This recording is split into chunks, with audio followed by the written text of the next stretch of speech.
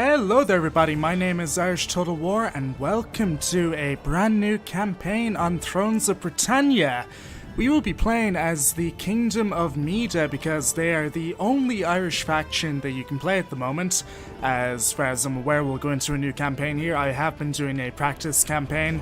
I have not had the game for long. I got the game for free from Dogbert, CA. He was really instrumental in giving me a key, so a big shout out to him.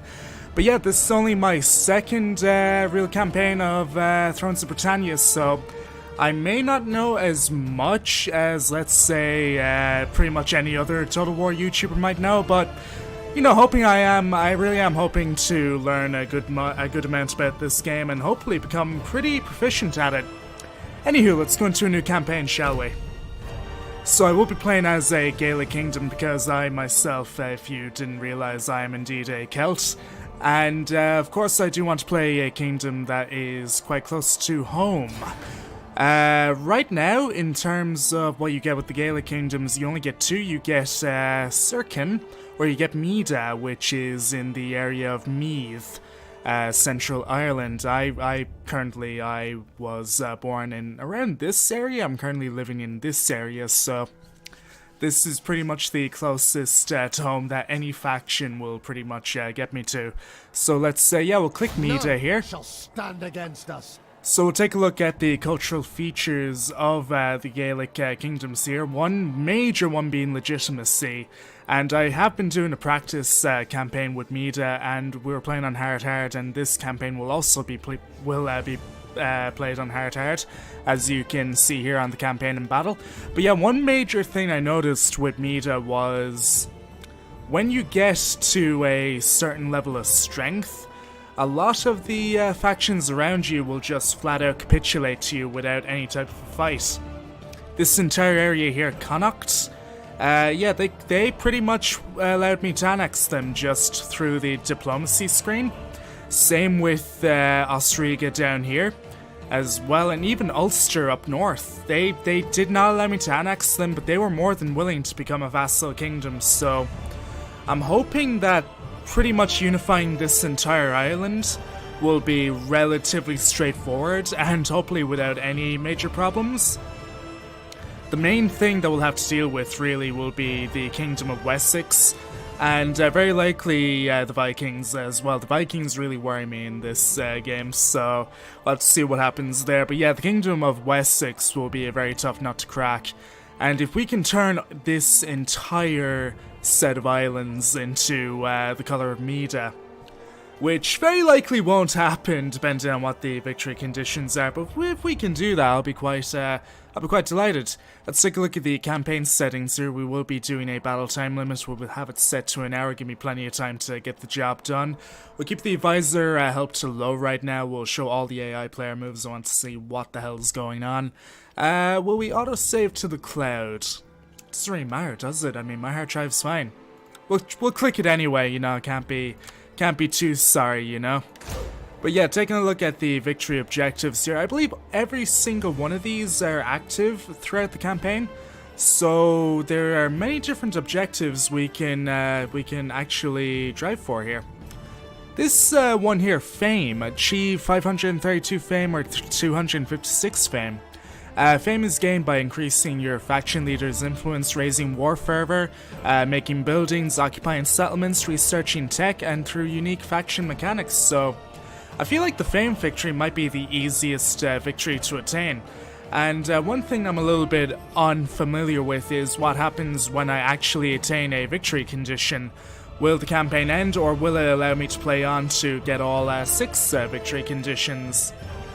So if we could get like 3 out of, yeah, about half, 3 out of 6, 7, I'd be quite happy with that. The ultimate victory here is complete any of the long victory types, then eliminating the Viking invasion fleets. That is going to be a hell of a job, and I'm quite looking forward to actually taking on the massive Viking fleets that will invariably arrive on Ireland. Hell, maybe we'll even control some of the UK. So yeah, our faction leader is Flan Shinna, and I'm not too familiar about the man himself other than he was a High King of Ireland and he was undoubtedly a real king, so we'll have to make our own history with Mr. Flanshina. Now, taking a look at the faction features, we get the Fair of Toil 2, which is really, really handy. It's essentially 7 free good public order for about 500 gold, I believe it is. An annual event, the fair sees more people, a lot of people gather for games, funerals, excuse me, and even marriage contracts, which again will give me 7 public order throughout pretty much all my settlements. So if we're struggling to integrate a new settlement into the kingdom public order wise, and we have enough to pay for the Fair of Toil 2, then that's fine. That's 7 free upkeep for the duration of that fair. Upkeep or public order, I should say, for the duration of that fair. So, all in all, really, really handy thing to have. We also have really good mid to high tier sword infantry. I've used the mid tier sword infantry in this. They are quite frankly ludicrous in how good they are. As are the javelins, and I will be hoping to make fantastic use of those javelin men. In terms of archer use, I think we'll be having that as quite minimal. So, without further ado, let's dive into the campaign, shall we? Start.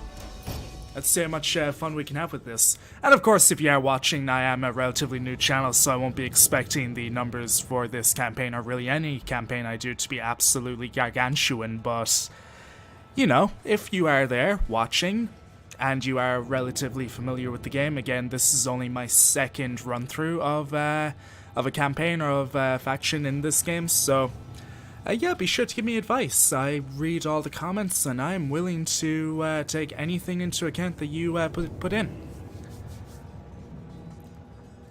I noticed that we get 25% of income from the church in all regions. That is actually quite fantastic.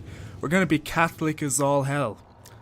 I mean, really, one thing I need to get good at in this game, or at the very least with this faction, is developing and maintaining a strong economy. Right now, from what I can tell, maintaining good food stores is relatively okay, so long as you don't annex a massive kingdom, because if you annex a kingdom, you take the armies with you, and the way food works in this game is each individual unit has a food price. It's not like Rome 2 or Shogun 2 or any of the more recent Total War titles where, you know, recruiting units was based entirely on your treasury. Now it's based not only on your treasury but on your granaries. So we need to always make sure that we maintain a positive food supply, and make sure that we don't plunge this kingdom into the red. That would be quite unfortunate to have happen in the first part. One thing I am a little bit, you know, I wouldn't say annoyed with, but one thing I'm a little bit, you know, would it even be annoyance? I don't know. Yeah, just long loading times. I guess they can be annoying. I'm running this on a 1070, so hopefully the game can, or the loading times can be a little bit more optimized, but overall I'm really enjoying the game. Now then, new campaign hype. Let's get into it. Your father, as our king, dreamed of a united Ireland. But his vision was never realized. Now your brethren in the north hold the high kingship, and you must wait your turn. But the arrival of the Viking foreigners brings opportunity. Their strength could be yoked to your cause. With them by your side, you can fulfill your father's dream whilst claiming the high kingship for your line. One throne will rule Ireland. It is your destiny to be king. Oh, and we will do that. If I get Flanshina killed in this playthrough. You must meet many challenges if you are to claim the title of High King. Whether the Vikings fight by your side or stand against you, you must make all others kneel. Through strength and wisdom, you can unite Ireland under your rule. One of your armies is garrisoned in the capital, ready to defend it if necessary. Your other army only awaits the order to attack the rebel army in the northeast. Secure your borders by wiping out the rebels, and then prepare for war. Alright then. So, playing as the Kingdom of Mide, we start off with a rebellion. A good little tutorial to get used to the battle mechanics, no doubt, and to see how good your units are. So we'll take a wee look, eliminate the rebels in Kianas. No problemo. And one great thing about this game is, we'll put her away there. One great thing about this game is, in Ireland anyway, pretty much every settlement is in Irish Gaelic, which is fantastic. Now, of course, I've been through the Irish educational system, and they teach you Irish Gaelic from the age of 4 in this country until you're 18, so I like to think I'm okay with the pronunciations of a lot of these settlements, although I have not uttered a word of Gaelic properly in 5 years. You know, hopefully I'll be able to get a lot of this right. No doubt, like we have Nos here. You know, you can tell with the accent over the A, you elongate or you enunciate the letter where the accent is. So, Nas without, Nos with it. We have Dyflin over here, which is pretty much Dublin. I do believe Dyflin is under Viking rule, if we can take a look. What new trickery is this? I believe they are Vikings. I think. They should be. Because Dyflin or Dublin was definitely under Viking rule at this stage. Actually, let's take a look at myself in terms of strength rankings and take a look at the attitude of a lot of the Irish factions toward me. Like, for instance, Saga here. They're quite friendly, they're very friendly, so getting a military alliance with them off the bat doesn't strike me as the worst thing in the world. And they also have the same culture as me, so if we have high legitimacy, maybe I'll diplomatically annex them, which I did in the practice run, and it was ridiculously easy, so we'll have a chat with them. Come share the comforts of my household. We'll try and go with a declaration of friendship for starters, and maybe break defensive pact with who? Okay, so they have a defensive pact with Eilek. That's fair enough, but we don't want them to break that. If anything, we should probably have a... Yeah, John, the declaration of friendship will suffice for now. We agree. We'll take that. Let's see who else we can talk with here. We have Ledeborg, they're not Irish. We have Lean, which is most definitely Irish. Essentially around the Leash area. In real life, modern times, I should say. So yeah, we have Lean, they have 1, 2, 3, 4, they have 5 settlements, 1 main city and 4 minor settlements by the look of it. We have about the same. We have 1 main city, Clan Macnois in, I guess, Anglo, Clun Macnois in Gaelic, and yeah, we have that in Mide, and 3 settlements right here, Kianish, Ardok, and Clun Irad. Okay, that's not too shabby, and of course we have a couple of abbeys around here as well, which will definitely help with the economy. And it'll help religious aspects. Speaking of the economy, making about 800 here a turn. 5 grand to start off with. Let's take a look at the army in Clun Macnois, shall we? So we have a Freeman Spearman, and we have Eilil here in his elite military cavalry unit. We're gonna leave them for a wee bit. In fact, if anything, we'll give them 1 extra unit of Freeman Spearmen. The spear units we're gonna want to make good use of because they can go into a very, very effective shield wall. Only issue is if they're in that shield wall, they cannot move, so that shield wall will be absolutely pivotal in any defensive engagement that we will have. So I'll give them 1 extra Freeman Spearman. And one thing you'll notice is you'll see right there, they cost 10 food for upkeep, and you see right down here, they do not come fully replenished. Okay, so you recruit the unit, you get about 1/3 of what they are. So you have to wait about 4 turns for that unit to be completely 100% ready to go. You know, again, a very far cry from the other games such as Rome 2, Shogun, Tilla, where you'd recruit the unit, you get the unit fully stocked, ready to go, and without that unit actually impacting on your food stores. So that is pretty fantastic in terms of realism to actually see this, in my opinion. So take a look at Clonmacnois here while we can. We currently have a tithe barn which will be maintaining food, but again the tithe barn will bring down public order. If we build up this, the great tithe barn here, we'll only take a -1 extra hit in public order. That'll bring that down to -7. But we would gain +50 food production, and we'd be able to hold out longer in a siege, and we get 30% income from the barn, which is pretty fantastic. Or we could go for the community of St. Kieran, or Kieran I guess it would be without the accent.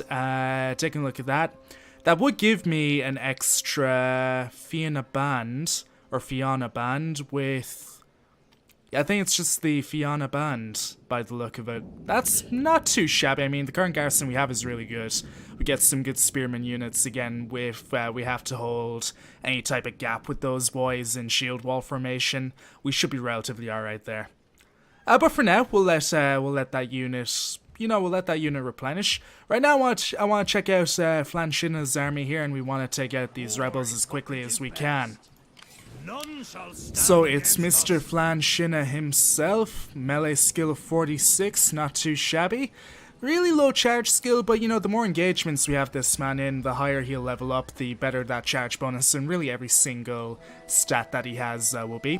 So we have Freeman Spearmen, a Fianna Band, Freeman Javelins, and Horse Boys. So a fair amount of missile units in this army. I would sort of prefer to give him a couple of more units, and again, we can afford that no problemo, so I think that's exactly what we'll do. But in order to do that, we must be within a settlement, or we must be in a fortified stance to make that work. So, given that a fortified stance, I believe, actually costs movement points, and a lot more movement points than it would cost going to Kianish here, we're going to pop in there and we're going to recruit a couple of units. I would prefer to, they won't be fully replenished, but I would prefer to outnumber this rebel army quite significantly. So we're going to give him a Spear Raider because, again, they are significantly better than the Freeman Spearmen on offer, although they cost a fair amount more in recruitment, and they do cost double in upkeep. Double in upkeep is not that much compared to what you get with the Freeman Spearmen. Really, these stats are pretty good compared, and they have a lot better morale as well. So we'll take one of these, and I think we'll take an extra Fianna band here, I think, or maybe an extra Freeman. But then again, we have 2 Freeman Javelins already, and we have Horse Boys, which, you know, in and of themselves, they also throw javelins. So overall, missile-wise, we're looking pretty hefty right now. I think, if anything, definitely get a second Fianna band to definitely back up these boys here. I would hate to lose them after all. So we'll take these 2. They'll heal up. Now I might put him, now I'm going to put the King Flanshina into the battle now, and I think I'll keep these 2 kind of in the back. Would be a waste of money to lose them right away. Taking a look at Kianish here, there's Clonmacnois, there is Kianish, and we also have a Silver Vein in Ardok, which is where now? Ardok is right here. So a very, very minor settlement there in Ardok. Essentially, it looks like Ardok will be my money and my food makers. So we could get, I don't think we need this yet, though we have +30. So we'll worry about that maybe a couple of turns from now when I'm recruiting maybe a couple of more units. We'll get that up and running.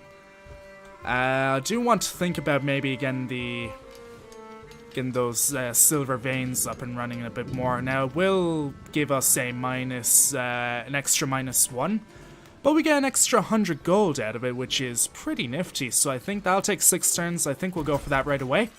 So not bad. That leaves me with about 2 grand left to play with. So we'll let Ardok build away. Taking a look at Clonmacnois here, we can either build the extra community of St. Kieran here, or Kieran. Again, that'll give me the extra Fianna band. It'll give me +10 fame, a little bit extra public order. Gives me 20% because of the church, but it will give me a -15 in food production, which will easily be offset by whatever farm we make in Ardok. So that's not bad, you know, making Clonmacnois a little bit more sturdy in the defense of a siege. I think we should probably run with that, to be honest. I'll leave me with about 392, so we'll put in Mr. Flanshina into battle, shall we? up against the rebel army. It would be quite embarrassing if I lose this, so it should be relatively okay. We currently have the last of the Fianna in Brega. This army is led by Flanacon.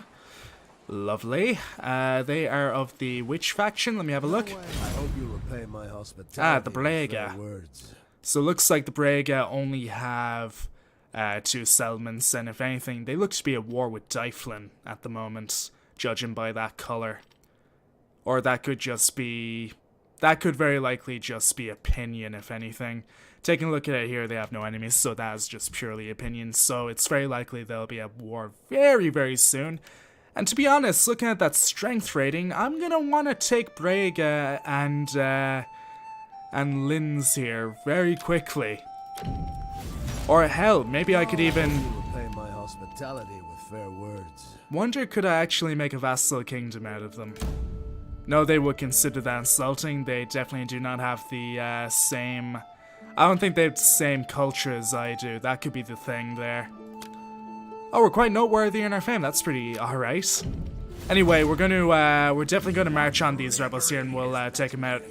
I wonder will they take the fight or will they back off? We'll see. Ah, they've taken the fight.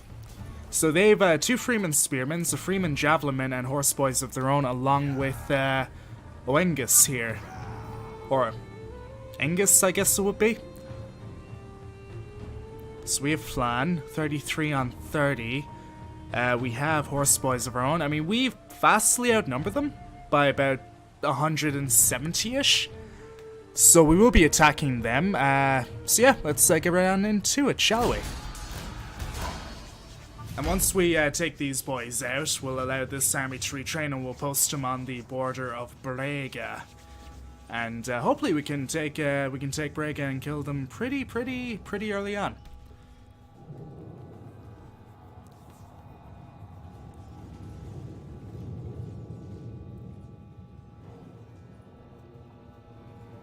So, the Battle of Nordba, 878 AD.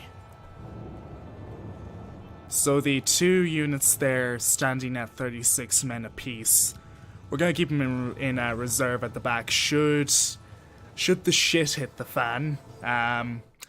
Yeah, should it get really bad, I guess we'll put them in.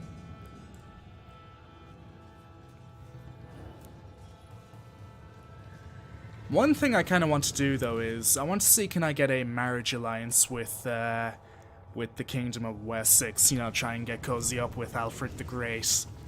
I think Flanna and Alfred, you know, they could be the best of buddies. And it'll make it all the more sweeter when I betray him. You'll see this happening every now and again. The blue ring of death. Okay, so taking a look at these, pretty much every single unit from what I can gather in this game has very poor armor, until maybe we start researching some tech and we start getting the good stuff. So, dry, perfect, deploy, lovely. Alright then, so they are right ahead of me. We're starting pretty much right in front of a forest. We'll get these 2 melee units into lines, and we'll put these 2 pretty much broken melee units just kind of behind them. Right then, we're going to move them up as quickly as we can. We'll put this boy right here. I want the cavalry relatively nearby. So put the cavalry somewhat around here in the trees there, and we'll move them up. We'll have the missile cavalry run interference and harassment. Of course, we have the 2 Freeman Javelin right here. And if anything, we could use these boys as flank protection. So not all that bad. Okay, start the battle. Cavalry charge to the rear of an enemy formation can be devastating. Keep your cavalry in reserve, and then hammer the flank. Yes, I'm familiar with Total War, my friend. I like to think I know what I'm doing, bro. Oh, man. Oh, they moving up right away? No, it looks like they're repositioning due to where my cavalry are, from what I can tell. Alright then, let's bring the cavalry up.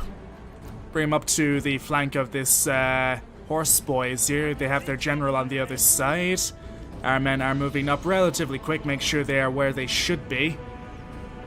We'll fast forward it there a wee bit. Will want them to move a good bit closer though. Do they have their own javelins? Yep, they do indeed. That's fair enough. It will be a bit of a skirmish at the beginning. Okay, so our cavalry are currently moving into position right now. Move up the men a little bit more. Get them a little bit more central. There we go. Beautiful. Put up to about fast. Oh, hello. Who's this? That would be the... Oh, the Levy skirmishers. Okay, we forced them to keep an eye on my own cavalry. That's fantastic. Will we ravage them? I have no doubts that we will. Speed up, riders! Hopefully we wreck them. Just gonna move the cavalry up a bit. See what they do with that. Gotta take this boy off skirmish mode. Because, you know, we can definitely keep control. Same with these two here. I want to keep these boys off skirmish. We're gonna move these boys up a bit. Try and get a couple of volleys off. We want to bait them into coming to me. If we can. I will try our best. We'll stick a couple of javelin volleys into these spearmen here. Stop. Okay, boys, get a couple of volleys if you would. Couple of volleys if you would. Okay, get back. Into Shield Castle if you would. Our general is under attack. Okay, let's back the general off. Get a couple more volleys into this horse boy here. Okay, they're not coming in, but that's fine. Gives our javelin men... our javelin men are just out of range. That's a bit unfortunate. We'll bring in our general to attack... Actually, do you know what? We'll hit the enemy general with the horse boys here if we can. Do a little bit of harassment on him. Try and hit him there a good bit. We are going to want to bring the cavalry out though every now and again. And unfortunately we didn't do enough damage, but we want to isolate this general as best as we can here. And turn him around as well. Okay, we're going to bring these boys up a little bit more. Okay, I'm not a fan of that. That's not how I moved you. Go back there. And you go back right there. How silly of you. What are you thinking? Okay, so we've done a fair amount of damage to the main man himself, and we are taking javelin fire.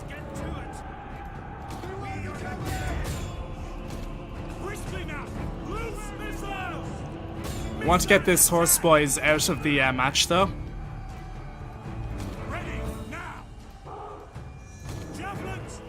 Okay, get back, get back, get back.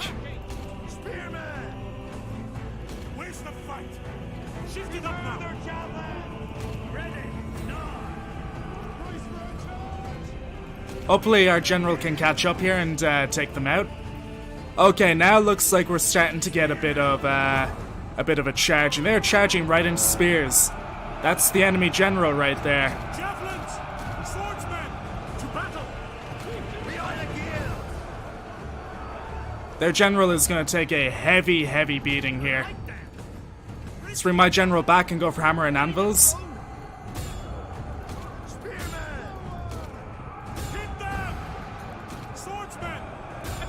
Hit them now as hard as we can. We have them enveloped.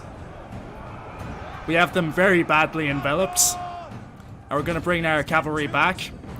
Now, of course, their cavalry will follow. They flee before our might. So yeah, we've enveloped them. General is dead. Enemy general's gone. It's pretty much a matter of time. In our favor.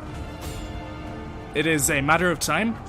Yeah, they're completely gone. I believe they're shattered. No, they're merely routing. That's fine as well. Make sure we absolutely wreck this unit here. In fact, the horse boys are gone. This is the battle done. Beautiful. Okay, cool. We're going to play mop-up then. Try and get as many as we can. I don't want those horse boys getting out, though. They're going to get out, but I'd prefer if they didn't. Yeah, not bad, boys. Not bad at all. And we'll let the general mop up. He'll no doubt get a lot of the XP on offer. This horseboy unit did very well, getting 2 chevrons, along with this Freeman javelin men getting up to rank 2. Fantastic. Not a bad opening skirmish. I am going to want to check as well how good the javelin men did, Because again, these javelin men are going to play a major part in our army composition. And of course, these two did quite well as well. This one only lost one man from what I can tell. So they did well as an envelopment force. So overall, I'm quite happy with that. I'm quite happy indeed. Only lost 46 men. They lost the lot. That's what you get for carelessly charging a spear wall. I mean, really, what were they thinking? He deserved to die at that point. Really, the only unit that got away was the horse boys. They can't really do anything with that. They're probably going to back off into enemy territory here. We will definitely, I mean, that's only plus 70. We'll probably take on warriors only 3%. In that case, the rebels are we're gonna kill them. We're gonna have to chase them into Braga territory here. And it may count as a trespass. It does indeed count as a trespass. Move up to position. But it is indeed our mission. We may need to ask for military access. Have some ale. Tell me where. I don't think that'll work. That's unfortunate, mate. Braga, what are you thinking, man? I may just need to kill you right away then. Because you are really, really weak at the moment, and we can take Nodba, then we should be sitting relatively pretty. Try and get try and get a settlement on the west coast. Definitely get the support, and that way we can trade with the the UK there. So we currently have, again, about 500-ish turns, so that's not too bad. Anyway, guys, it's going to leave it for part 1. My name has been Irish Total War, and you've been watching the Kingdom of Mide campaign as played on Thrones of Britannia. Hopefully you enjoyed. I shall see you for the next one. Bye-bye.